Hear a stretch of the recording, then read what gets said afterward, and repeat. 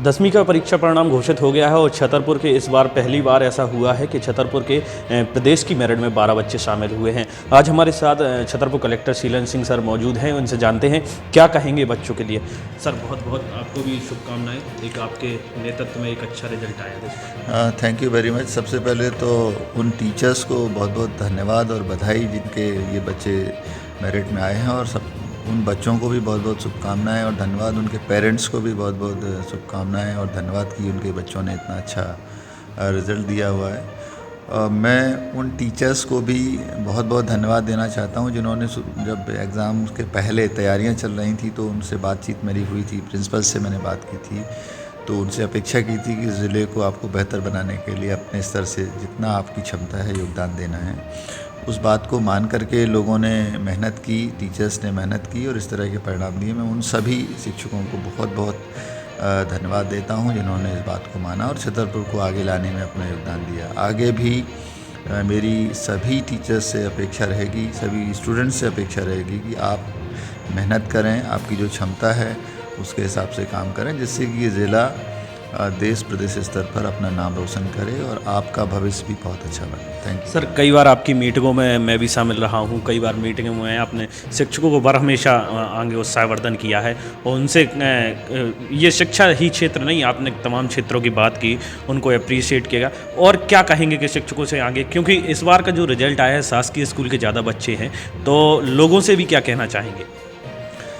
दोनों से मेरा शिक्षकों से अनुरोध रहेगा कि आप एक ऐसे फील्ड में हैं जिससे जो समाज को बहुत कुछ दे सकते हैं। शिक्षा एक ऐसा माध्यम है, अगर वो बहुत अच्छे से प्रदाय की जाए और अच्छी शिक्षा दी जाए तो समाज की दिशा बदल सकती है। तो आप सभी से मेरा अनुरोध है कि आप अपनी जिम्मेदारी को समझें। गुरु परंपरा पहले से सदियों से रही है, गुरुओं का बहुत सम्मान समाज में रहा है, हर समाज में रहा है। आप भी उतने सम्मानीय स्तर पर पहुंचने के लिए अपने प्रयास ज़रूर करेंगे, ऐसा मेरा मानना है। और सभी पेरेंट्स से मेरा अनुरोध है कि आप अपने बच्चों को हमेशा प्रेरित करें कि वो जिस फील्ड में जाना चाहें, जिस क्षेत्र में जाना चाहें, जो एरिया ऑफ इंटरेस्ट उनका है उसमें भेजने के लिए उनका सपोर्ट करें।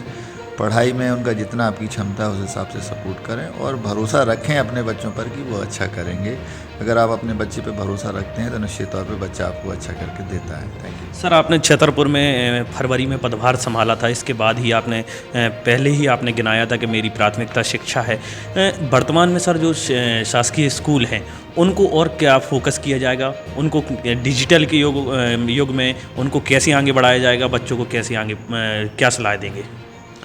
अभी जिला शिक्षा अधिकारी और बाकी जो संस्थान हैं जो शिक्षण से जुड़े हुए हैं, मेरा चाहे वो कॉलेज है या कॉलेज से नीचे वाली शिक्षा है, सभी में ये प्रयास होगा कि क्वालिटी इम्प्रूव हो, प्लस जो इनके आगे की लाइफ है कैसे सुधरे, कौन बच्चा किस फील्ड में जा सकता है, उसके लिए मोटिवेशनल क्लासेस निश्चित तौर पर की जाएंगी। कुछ कॉम्पिटिटिव क्लासेस भी हों जिससे कि आगे जो जिस कंपटीशन में बच्चे जा सकते हैं उनकी जानकारी हो, उनका मटेरियल उनके पास अवेलेबल हो, हायर सेकेंडरी स्कूल्स में और कॉलेजेस में कोशिश की जाएगी कि किया जाए।